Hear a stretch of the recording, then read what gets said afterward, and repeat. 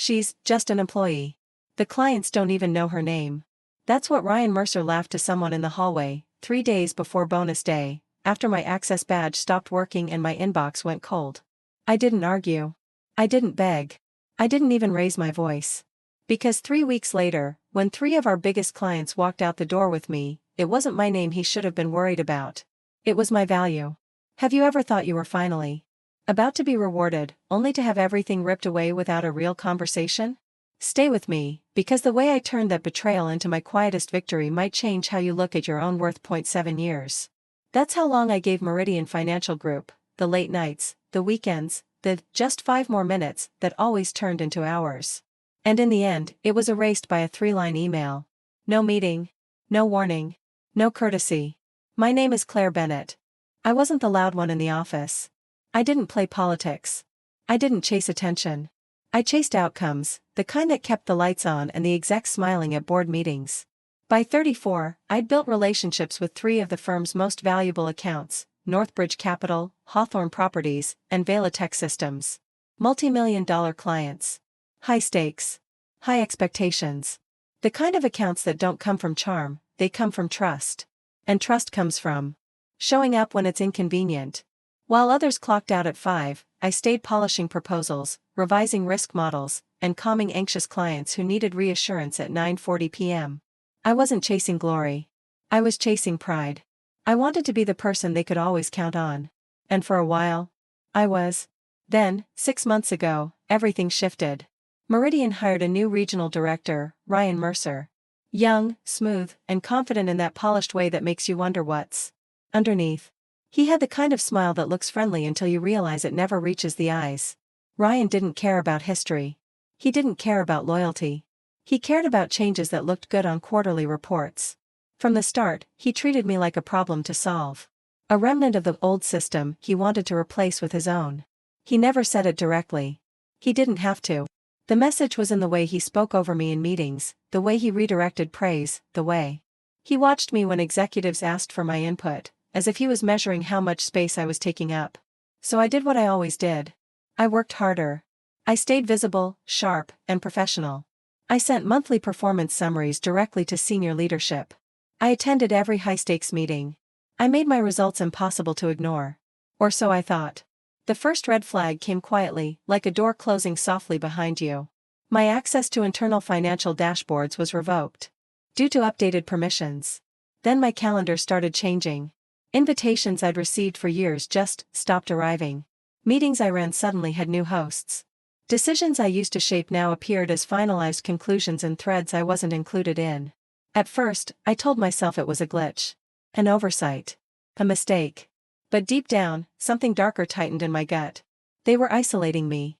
Bonus season crept closer, and the tension around me started to feel like a noose. I tried to be casual about it. One afternoon, I caught Ryan near the break room and forced a half smile. "Everything's good for bonuses next week, right?" I asked, like I was joking. Ryan laughed like we were friends. He clapped me on the shoulder and said, "Of course, Claire. We appreciate everything you do. You've been a real asset." The words sounded perfect. The tone didn't. There was something slippery about it, something rehearsed. But after 7 years, you want to believe. People mean what they say. You want to believe loyalty still counts for something. 3 days. That's all that was left. 3 days until the payout. 3 days until my account would finally reflect years of sacrifice. 3 days until the trip I'd postponed for years stopped being a someday and became a booking confirmation. Instead, I got an email. Sterile. Simple. Cold. Due to restructuring, your position has been eliminated. Effective immediately. No face-to-face. No goodbye. No bonus. No last check-in. Just a digital guillotine dropped quietly while everyone else kept typing. I stared at the blue light of my laptop, numb. Then I realized something that hit harder than the firing itself. I had never truly belonged to them. They just believed they owned me. And they made one mistake they wouldn't understand until it was too late. The clients Meridian loved, the ones they assumed would stay no matter what, weren't loyal to a company logo. They were loyal to me. And I wasn't going down alone. Monday morning came, and with it, the first signs that something was already breaking. My phone, once buzzing with internal calls, was silent. Emails I sent to teams went unanswered. Updates I used to receive instantly became whispers I overheard in hallways. It felt like I'd become a ghost in the office before I even left. And then, at 10:47 a.m., a calendar invite appeared on my screen. Mandatory HR meeting. 11 a.m. conference room B. No one else got it. My stomach twisted. I stood up, and the entire floor suddenly felt too quiet, like everyone already knew what was about to happen. Because they did. And as I walked down that hallway, I realized this wasn't just about firing me. This was about timing. And whatever they were planning, it was meant to happen before bonus day. Conference room B looked the way it always did: glass walls, sterile lighting, a table too polished to feel human. The kind of room companies use when they want something ugly to look professional. Ryan was already inside. So was Diane from HR, sitting slightly behind him with a folder placed neatly in front of her like a shield. She didn't smile. She didn't frown. She wore the expression people wear when they've decided their job is to process you, not see you. Ryan gave me that same easy grin, like this was a casual check-in. "Claire," he said, voice smooth. "Thanks for coming on short notice." I didn't sit right away. I just looked at the folder, then at Diane's hands, then at Ryan's face. His posture was relaxed, too relaxed. Like he'd been waiting for this moment.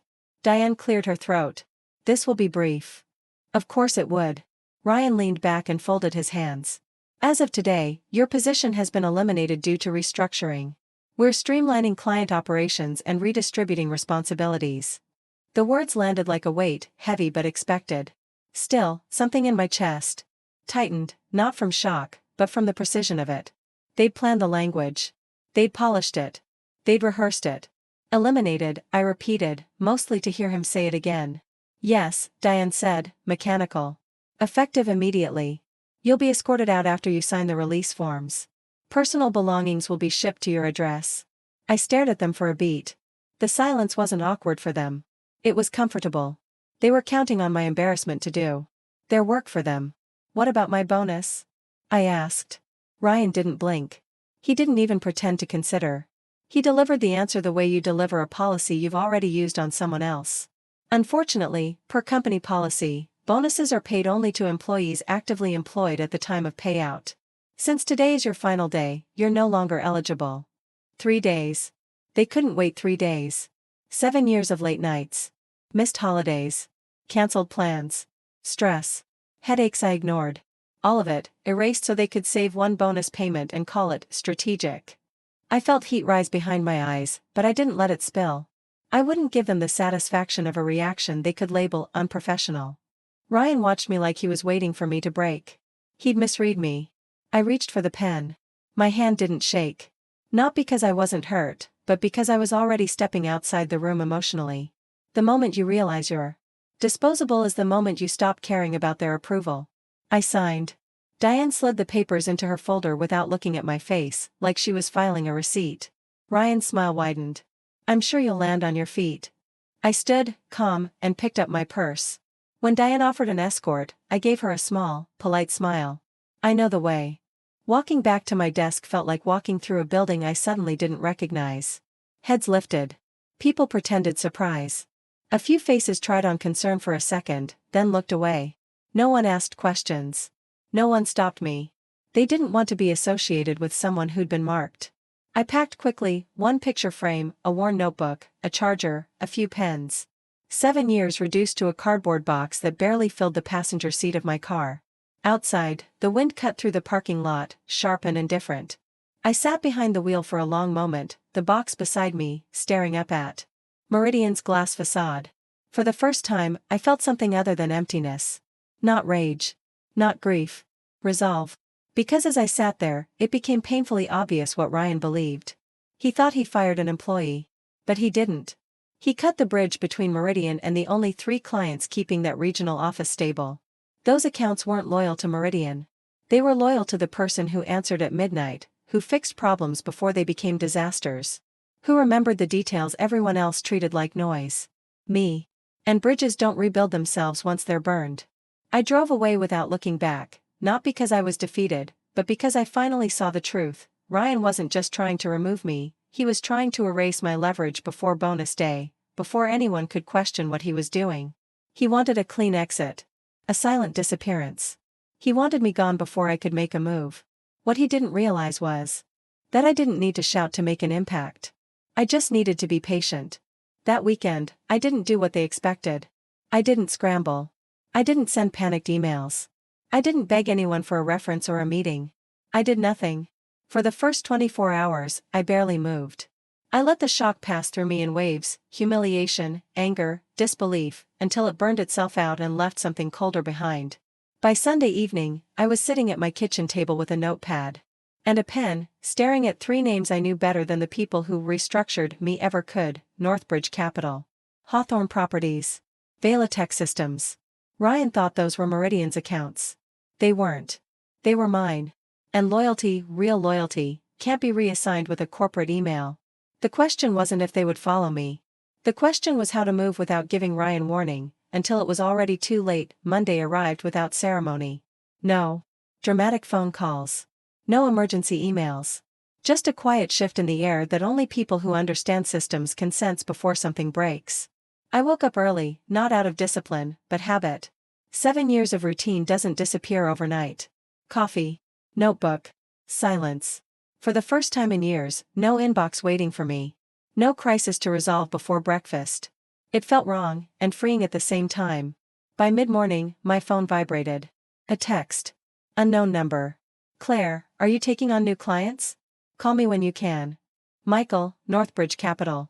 I didn't respond immediately. That was important. People assume power comes from speed. From reacting first. From being available at all times. But real leverage comes from restraint, knowing when to pause. I waited an hour before replying. Just enough to remind myself that I wasn't chasing anything anymore. Good to hear from you, Michael. Let's talk later this week. That was it. No pitch. No desperation. No explanation. Within minutes, another message came in, this time from Laura at Hawthorne Properties, framed carefully as a check-in. Then an email from Velatech, asking if I was open to new opportunities. Ryan had believed something critical, that relationships belonged to the company. He was wrong. Relationships belong to consistency. To memory. To the person who answers when things go wrong, not the logo on the invoice. By Tuesday afternoon, I was hearing things through the quiet channels people use when they don't want to leave a record. A former colleague sent a short message: things are tense here. No details needed. Without me, Meridian's processes were still running, but they were running blind. Junior managers were stepping into conversations they didn't understand. Promises were being made without context. Clients were noticing subtle changes, delayed responses, unfamiliar names, uncertainty where there used to be confidence. By Wednesday, I met Laura for coffee. No agenda. No documents. Just 2 professionals talking honestly. She didn't complain. She didn't threaten. She asked one simple question. Are you okay? That's when I knew. Because clients don't ask that unless they're already reconsidering who they trust. I didn't badmouth Meridian. I didn't mention Ryan. I didn't even bring up my termination. I listened. I acknowledged concerns. I stayed neutral. Neutrality is powerful when the truth is doing the work for you. By Thursday, the pattern was clear. The accounts weren't angry. They were uneasy. And unease is the first step toward change. Inside Meridian, the reaction lagged, as it always does when leadership believes silence means stability. Ryan reportedly bragged about how smooth the transition had been. How nothing had changed. He couldn't have been more wrong. On Friday morning, a formal inquiry landed in Meridian's executive inbox. Northbridge Capital requested an immediate service review. The subject line alone was enough to raise blood pressure. By noon, Hawthorne followed. Then Velatech. 3 separate concerns. Same theme. Loss of continuity. Decline in confidence. Key relationship disruption. Translation: where's Claire? By the end of the day, my phone rang again. This time it wasn't a client, it was a recruiter from a competing firm. Quiet. Direct. Serious. They weren't offering me a job. They were offering me control. A senior role. Full authority. Freedom to bring my relationships with me, no non-competes, no restrictions. Ryan, in his rush to remove me, had overlooked those details. Careless. That night, I sat alone in my apartment, city lights flickering outside the window. For the first time since being fired, I smiled, not out of spite, but clarity. Ryan thought power was about removing obstacles. He never considered what happened when the obstacle was actually the foundation. And by the time Meridian realized what they'd lost, the damage wouldn't be loud. It would be irreversible. The collapse didn't announce itself. It never does. There was no press release. No emergency meeting that fixed anything. Just a series of small decisions piling up, each one defensible on its own, disastrous together. Inside Meridian, Ryan tried to regain control the only way he knew how: speed. He pushed teams harder. Demanded faster turnarounds. Promised clients things that sounded impressive but weren't grounded in reality. What he didn't understand was that speed without context creates friction. And friction always shows up somewhere else. By Monday morning, Meridian's internal channels were buzzing. Not with solutions, but confusion. Account managers didn't know which promises were still valid. Analysts were scrambling to recreate reports I used to deliver. Automatically. Senior partners started asking questions no one could answer confidently. Why are clients escalating this quickly? Why weren't we warned? Who approved these changes? No one raised their hand. Ryan called back-to-back meetings, trying to project confidence. He spoke faster than usual, his words packed with urgency and buzzwords. But beneath the surface, it was clear, he wasn't leading anymore. He was reacting. Every answer he gave created two more questions. Meanwhile, departments that once worked in quiet alignment began stepping on each other. Sales promised timelines operations couldn't meet. Compliance flagged risks that leadership dismissed as overcautious. Small cracks widened into visible fractures. Meanwhile, I stayed quiet. I had accepted the offer from the competing firm, discreetly. No announcement. No LinkedIn update. Just paperwork, signed and sealed. My start date was flexible. My authority was clear. And most importantly, I was free to work directly with any client who chose to follow. I didn't call anyone. I waited. By midweek, Northbridge Capital sent Meridian a formal notice requesting a pause on all new initiatives until relationship stability could be assessed. Hawthorne followed with a demand for senior-level oversight, specifically asking for someone familiar with our history. That phrase spread through the office like smoke. Familiar with our history. Ryan tried to step in personally. He scheduled calls. Sent polished emails. Offered discounts. Promised restructuring. He spoke as if enthusiasm could replace continuity. None of it landed. Because trust doesn't respond to incentives when it's already been broken. On Thursday afternoon, my phone rang again. This time it was Michael. "We're exploring alternatives," he said carefully. "If you're open, we'd like to talk." I didn't celebrate. I didn't rush. I simply said, "Let's discuss what you need." That conversation lasted less than 20 minutes. It didn't need more. The questions were precise. The expectations clear. They weren't shopping. They were deciding. By Friday, 2 more clients reached out independently. Different wording. Same conclusion. They weren't leaving Meridian because of pricing. They weren't leaving because of service delays. They were leaving because the person who understood them was gone, and no one had replaced that understanding. Inside Meridian, panic finally set in. Emergency meetings were called. Senior partners demanded explanations. Ryan's once confident narrative started unraveling under scrutiny. The questions turned sharper. Why wasn't there a transition plan? Why weren't these relationships protected? Why did this happen so fast? Ryan blamed miscommunication.